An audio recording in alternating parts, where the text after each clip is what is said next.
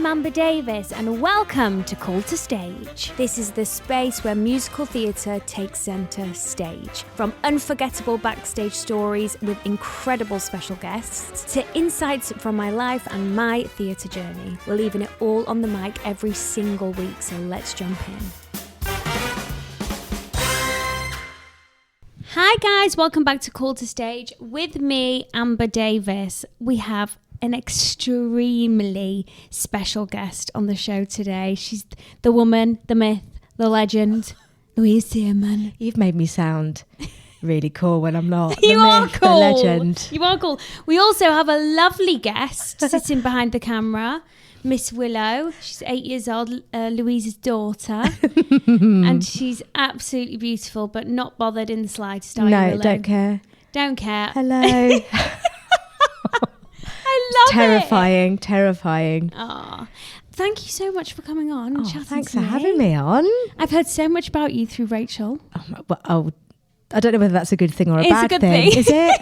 She loves all the naughty stories. Yeah. Oh, I love her. My goodness me. She's one of my favourite humans I know. on the planet. I know. First thing I ask everyone when they come on is, have you got any quirky ritual that you do before going on stage? I wouldn't say I have any rituals, but I'm so boring and I'm such a kind of, I'm such a goody-goody. I will always be one of the first people in the building. Okay. I'm always there giving it my own warm-up. I mean, I'm doing rehearsals at the moment, I'm sure we'll talk about with Kerry and Rachel, and they just laugh at me because they're like, I'm always sending PDFs through of lyrics and what we should do and little ideas. And they're like, have a rest, have a break, take your badge off. But I'm just I love being organised. I think I don't have any rituals as such, but it's always getting there early, be really chill, do my own warm up, say hi like to everyone. as long as you're prepared. Yeah. Like, I know that. It's like they say, don't they? A happy life is a happy sock drawer. Or something. Oh my God, I love that. Yeah, I know.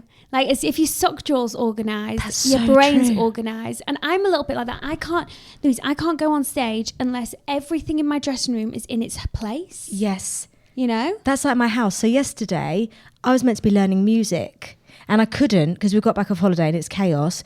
What did I do? Start doing my wardrobe. Yeah. Like dragging everything out and talking about the sock drawer, laying everything out, making it tidy. Because I was like, I can't focus, I can't concentrate. I can't do music until that is done. Sorted. Yeah, because you're preoccupied. You're subconsciously thinking about all the other things that you need to do. Yeah.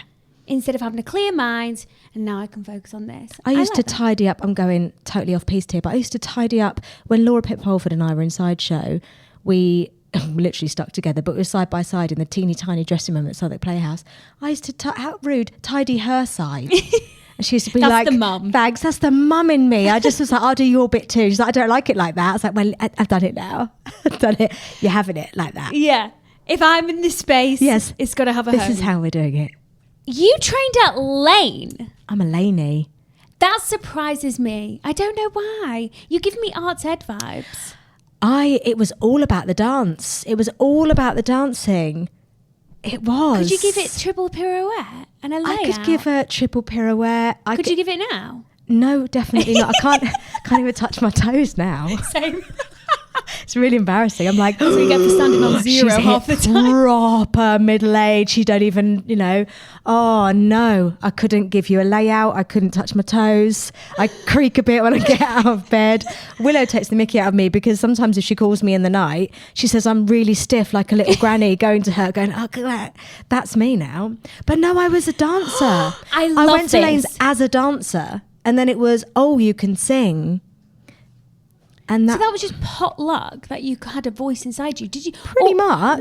Was your, you have when you're younger, you have a favourite, don't you? Dancing, singing or acting. Was dancing your go-to? Dancing was everything. I danced since I was 3 years old. And it wasn't until I was about 12 that I started singing lessons and that was only because I was jealous of my mates doing song and dance competitions when I was only allowed to do the dance ones. Yeah. And my dance teacher said, well, if you join the singing lessons, you can do a song and dance. So I did that and they went, oh, you can sing. And I loved, it was all about the pop. It was the divas.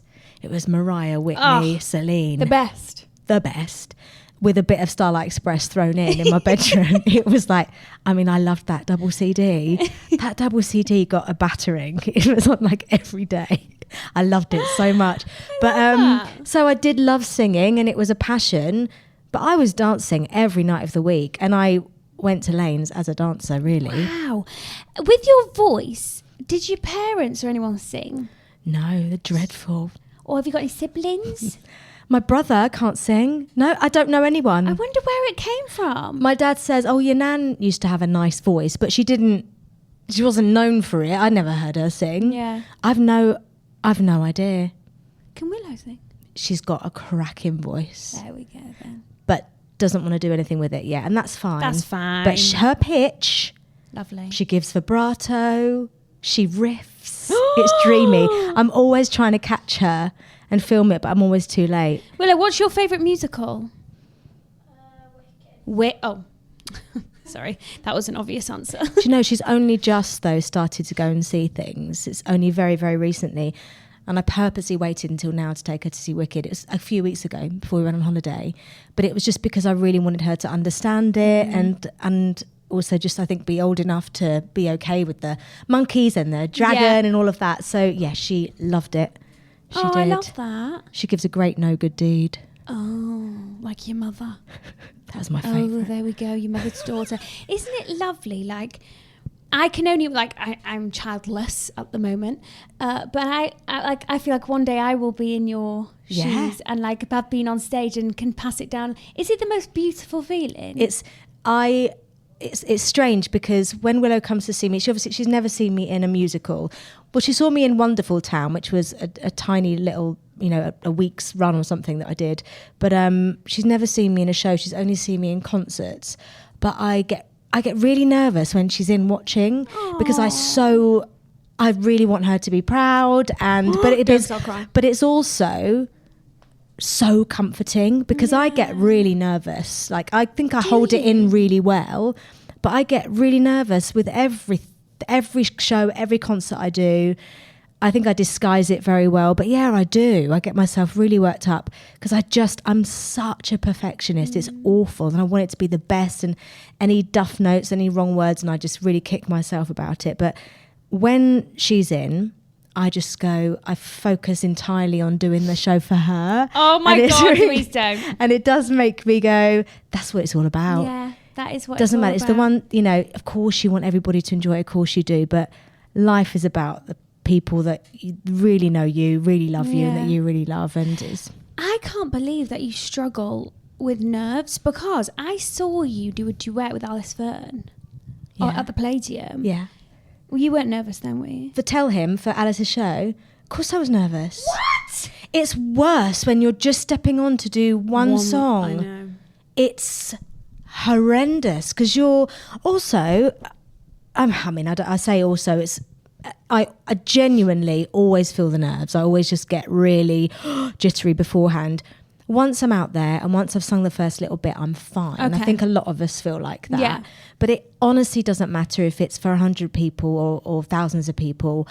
I'm always nervous. Have you got a tactic that you do just before stepping out? I just think it's like I said earlier, it's like being super organised, super prepared. Yeah. Get ready really early. Yeah. If I'm, like, people will say to me, you don't need to be here yet, you're not on for 4 songs. I'm like, I'm staying here. Yeah.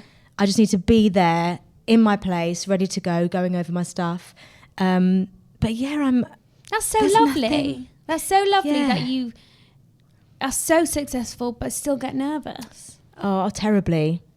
Sometimes it's worse than others, but it's, I try to say, if ever I'm teaching, I try to say, listen, it's really okay. In fact, it is a good thing. Yeah. I think the second you don't feel nervous, you just don't care anymore, and you should maybe move on. And I feel like the older I'm getting, the stakes the higher I get in.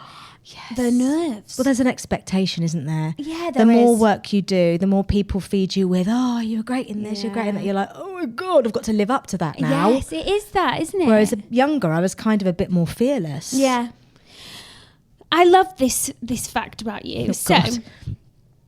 The first thing you did was you were 13 years old and you were in the children choir at the London Palladium for Joseph. Yeah. And then your first professional job was Joseph as the narrator. I think that is mad, isn't it? Beautiful. Yeah. But it was, I mean, I was 12 and then turned 13 when I was in the choir. And that was the moment I think I realised I want to do this. I mean, Anna Jane Casey was in the ensemble. Oh my God. You know, Nicholas Kolikos, Glenn Carter, Jeffrey Garrett, all these people who I just grew up watching in musicals. And it was so magical. I have such vivid memories of it. I remember like the smell of, it sounds so cheesy, the smell of the dry ice. And I remember where I was sat on the stairs. I remember sitting on the floor right next to Lindsay Haitley and just being like, I've got to do what she's doing. I think she's just an absolute goddess.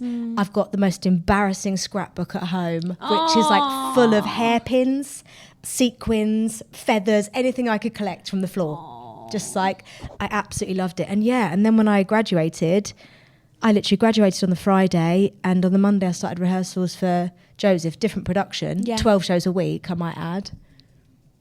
Sometimes 13. Did you do with Ollie Saville? No. Because I heard there was another production, or it might have been after you, but it was a 12-show week. Yeah. How is that legal? Is that actually legal? Not anymore. I don't know. But I'd never moaned about it. No, of course. It was your first job. I was living your life. My life. Living your best life. Yeah. UK tour. Yeah. How old are you? 19. Oh. I mean, you couldn't ask for a better first job. Amazing. And as the narrator. 300 quid a week. Still save some money. I did. Now we're like, no, I will not do it for that. So today, how about do 12 shows a week for 300 quid? Okay. Mimi, I'll take it. No, it was incredible. Amazing memories. And I know Lindsay now, but I still can't look at her properly because she's always Lindsay Haitley, my narrator, you know? That makes me want to cry. She's gorgeous. You're so lovely.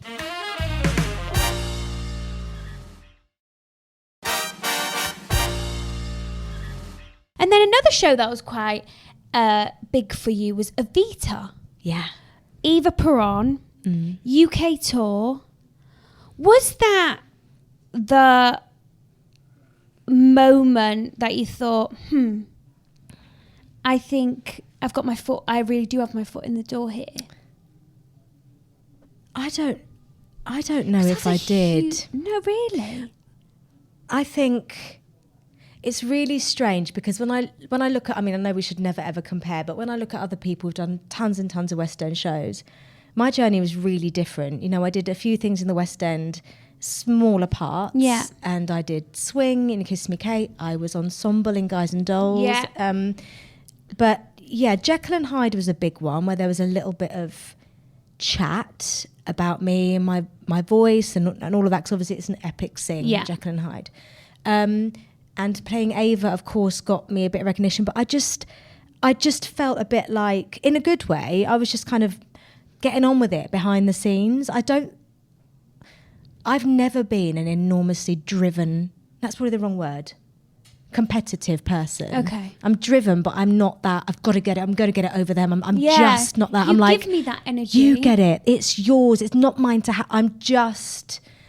I need a little bit more of that perhaps in me, but I've never been that way. So I was just happy to be doing what I was doing. I didn't know where it was going to go. I don't think I did. Really? Not really. How old were you when you played her? Oh God, I don't know. How old was I? When was it? 2008? 2008. Well, I'm 46 now, so work that one out. I can't. I left school at 16. I didn't do well in maths. So.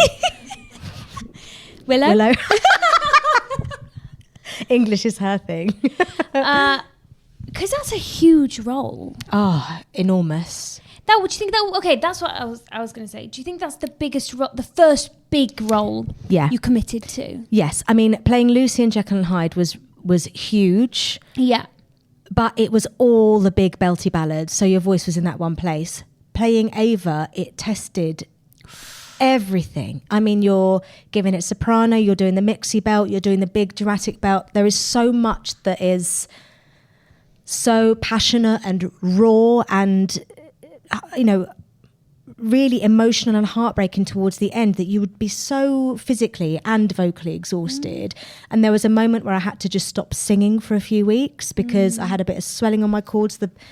Where's some wood? The first and only time I've had that. Yeah. And because it was just relentless. Do you think the fact that you had to, tap into all those different voice techniques is maybe how you ended up getting such a strong Elphaba and a strong Glinda? I've always, at college, it was very different, obviously, singing. We didn't learn the same techniques that are available to learn now. But I went to opera class at college, so I'd be doing MT all day, and then we would have like performance classes after college hours where we would do, we could test out more poppy stuff. And then I'd go to opera, which at the time I hated. I was really scared of my soprano voice, but it really helped me to get that confidence and to learn how to use it. And I've always just loved experimenting in every role I do. And creating an authentic sound for that role or that era. It's why I just love, sometimes I think I don't even know what my voice is anymore, because obviously the past 8 years, it's really been about concert work. Yeah. And I will go into each and every different concert and look at what I've got to sing and try to just create the correct sound. And I love that. Yeah. And, I sort of pride myself on how I look after my voice and, within reason, kind of making sure that I don't hurt myself and use my soprano all the time. It's my absolute saviour. Say those young people listening to this now who are struggling with vocal health, what would be your tips? As you said, you pride yourself on your vocal, taking care of your voice. Yeah. What tips would you give them? The first thing that I'd say that I think was really important for me to hear, and that was when I was playing Elphaba, I was really struggling, and I was struggling because I was trying to mimic a sound, and I was trying to create a sound that I'd heard other people create, and that's not my voice. And I remember the vocal coach saying, right, sing whatever it was, Wizard and I, sing it. And I sang it, and she went, now sing it with your voice. And I went, that's how I sing it. She went, it's not. Sing it how you want to sing it. And I did it. She was like, what's wrong with that? I went, I'm sort of faking it. I'm not really chest belting it. She went, do you believe that anyone is chest belting those notes? They're not. They've created a mix. But okay, you need to find your way to do it. So I'd always say, know your voice and be okay with that and strengthen it so that you can, play different roles and you can sing in different styles. But don't try to mimic someone else's voice. It's not yours. You have to, you will be cast because of what you bring. So embrace that. And even though I would never go back, I'm way too old now to play Elphaba, I know that I would sing it so differently because I'd be so much more confident in my own voice, and I know how to use it now. I enjoy singing Defying Gravity so much more now. But it's all the stuff that I think, in terms of looking after your voice, we all know it. We should all know it. We know it. It's like hydration, sleep is so important. Like vocal massage, I use like a warm steam inhaler and a nebulizer because I love the hot steam first thing and last thing. Nebulizer during the day, just all the water, electrolytes, all that really simple stuff. Which we all know. We all know. But no magic. No. Ginger, I love a ginger tea. I know, I've got ginger shot there now. Yeah.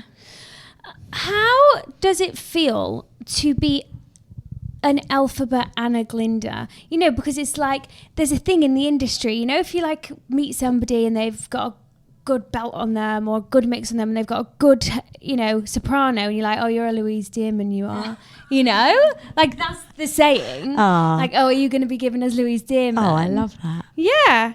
Like, imagine being a human being. Sorry, I'm talking about you like you're not here. And actually playing Elphaba and Glinda. That's crazy. It is crazy. And it honestly, in a way, feels like it didn't happen. Really? It feels like Elphaba didn't happen. Really? Yeah. Which one came first? Glinda. Glinda came first. So I did Glinda for 2 years. And then I decided to leave and say, right, I'm going to be brave and I'm going to leave. And I did an album and did some concerts. And then I I would never have had the guts to say, put me up for Elphaba. It was the team, it was the producers who called me and just said, we're sat in the audition room trying to find our Elphaba and we're wondering why you're not in here.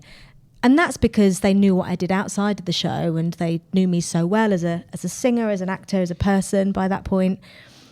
And they made it really casual. They were like, come in tomorrow and just have a sing, just do some sing, just see how it feels. It won't be an audition. It totally was an audition. It was. Like the cameras were up. I was like, God.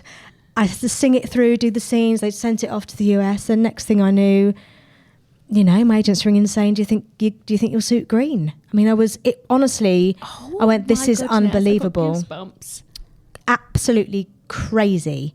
And it just went by in such a flash. Really did. You did Elphaba for a year? Yeah.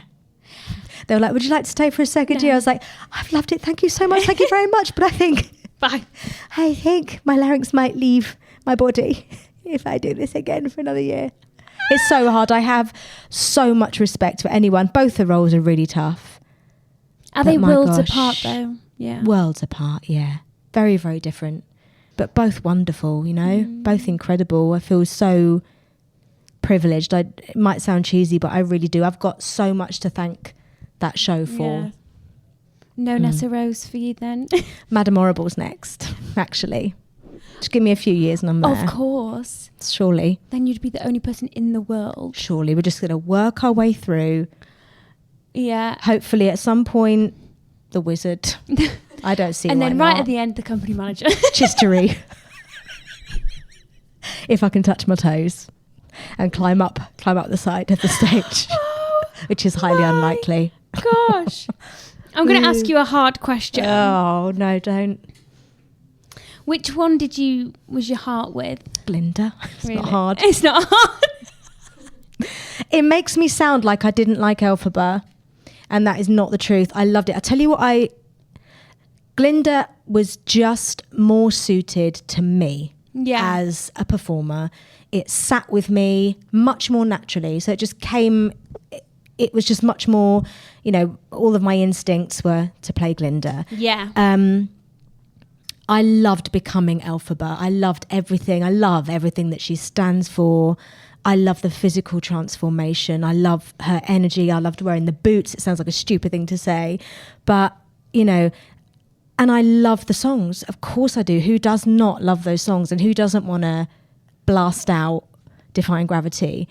But it comes with some women, it just sits with them really naturally. And it comes out like it's just the easiest thing in the world. I used to watch Rachel, who was my Elphaba, and be like, sorry, excuse me, how are you doing that again? And just think, it's just effortless. It's not effortless, obviously. She's putting so much energy into it, but it sits right. Yeah. And Glinda sat right with me. So even though I loved both for very different reasons, Elphaba has my heart. Glinda has my heart. I love that. I love that so much. And you're so normal. Am I though? No. Is she? Is she normal? But you are normal in the sense that, you're just a normal person and you've just casually played Glinda and Elphaba.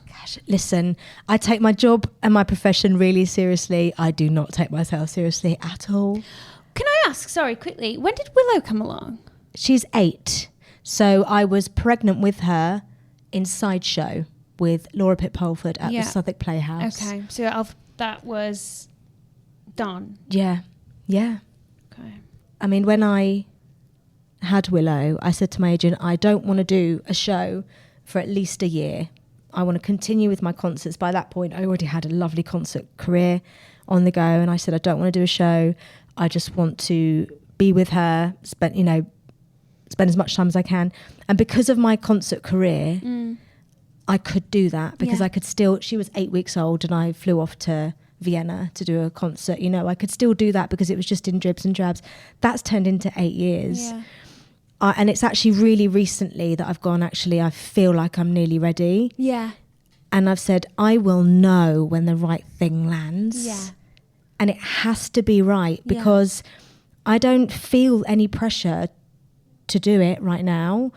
I want to. I can feel it. I can feel Brewing. that kind of, I can feel it brewing, but I don't need to do it. But I will know when the right thing lands, I'll be like, this is something I cannot, turn down, and we'll make it work as a family. Yeah. But it's not happened so far. Things land and I'm like, it's just not right. Right. It's great and I'm very grateful, but it's not right. It's not,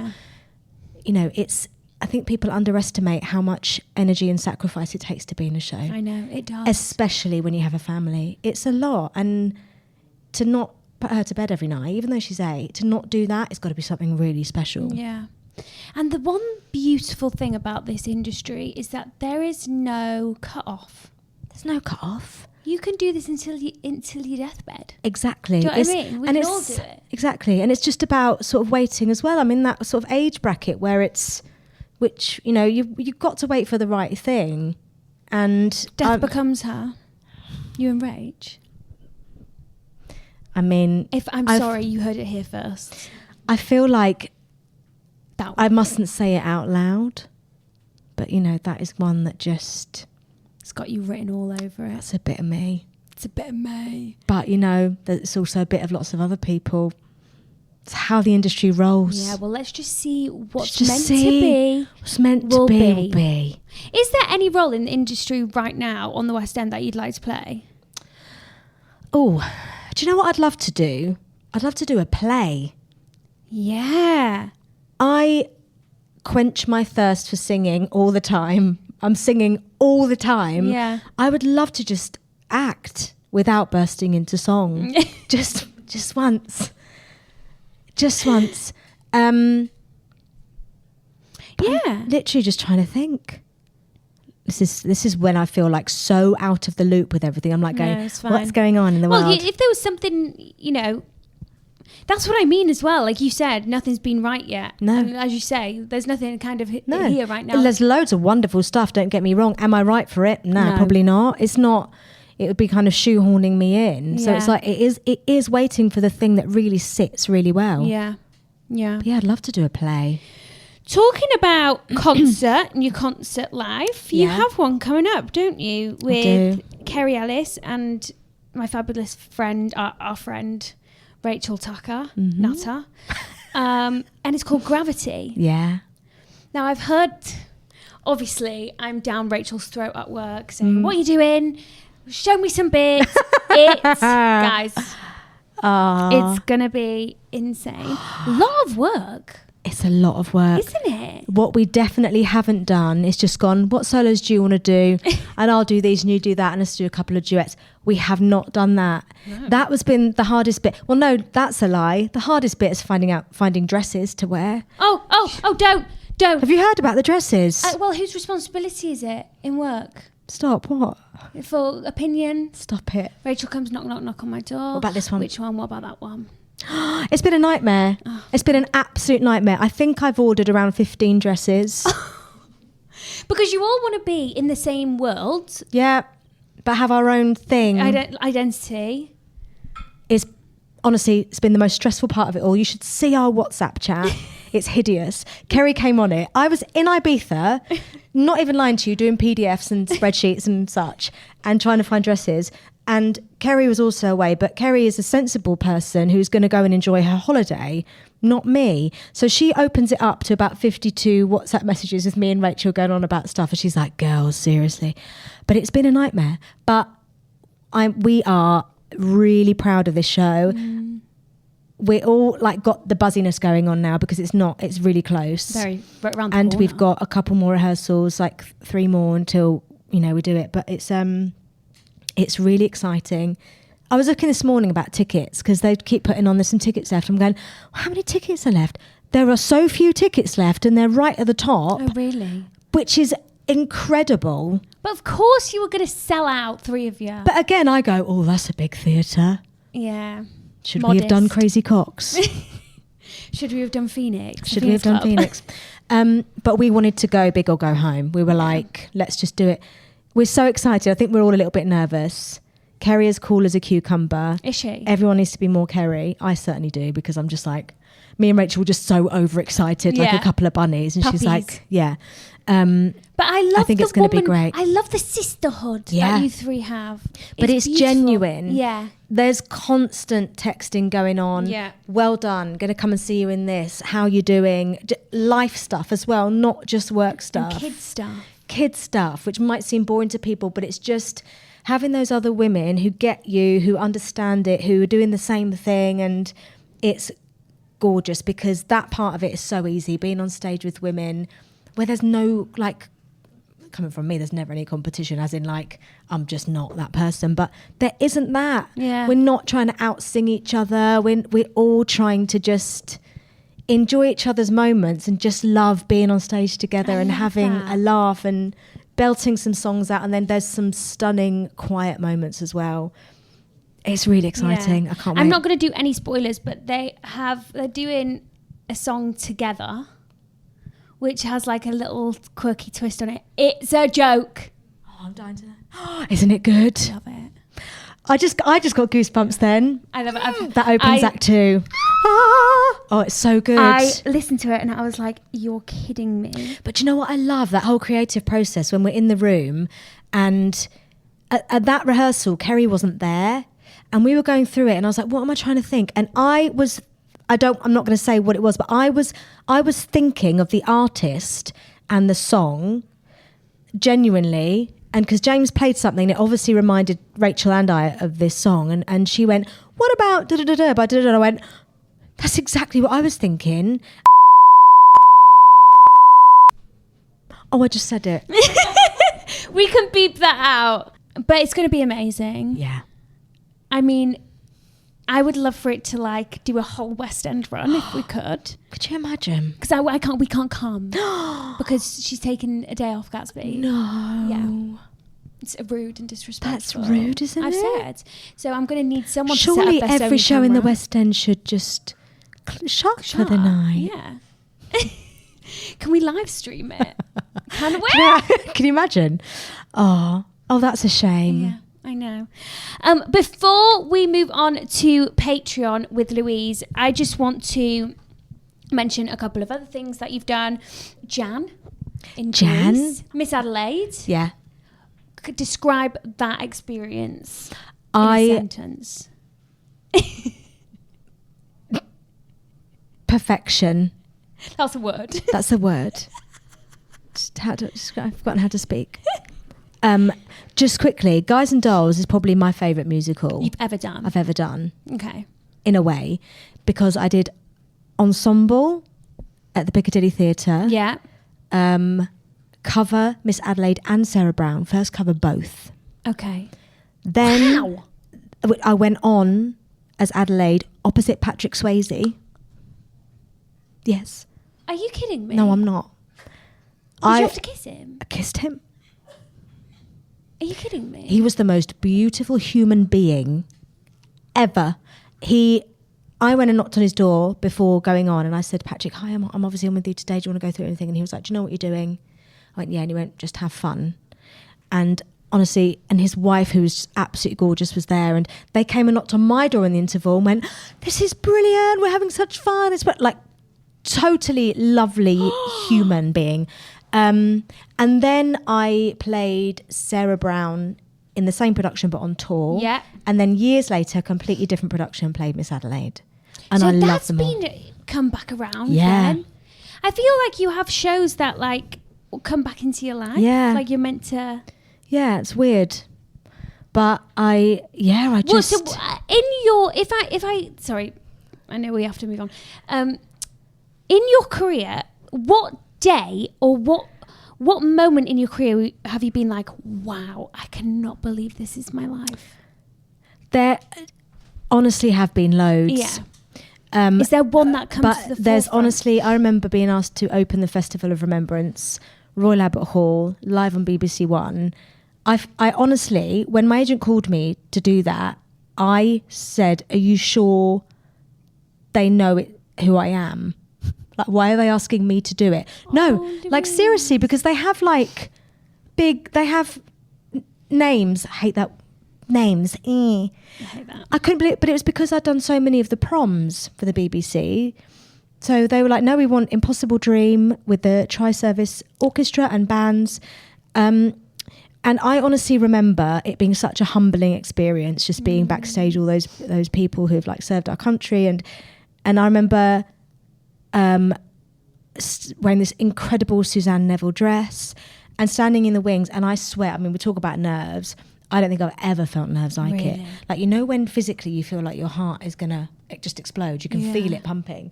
And they said, we're going to give you you need to wait until Her Majesty and the royal family are in the box, they sit down, then we're going to say go, and you just go, you get in your spot and it will start. Like pressure, talk about pressure. But I remember sort of saying to myself internally, you've got to smash this. You've also got to really enjoy it, because this is such a wonderful opportunity. And so, you know, how incredible. And I just remember the second I walked out and I stood there just taking the biggest breath, and it was just like magical. And I did think, what is this? Like, what is life?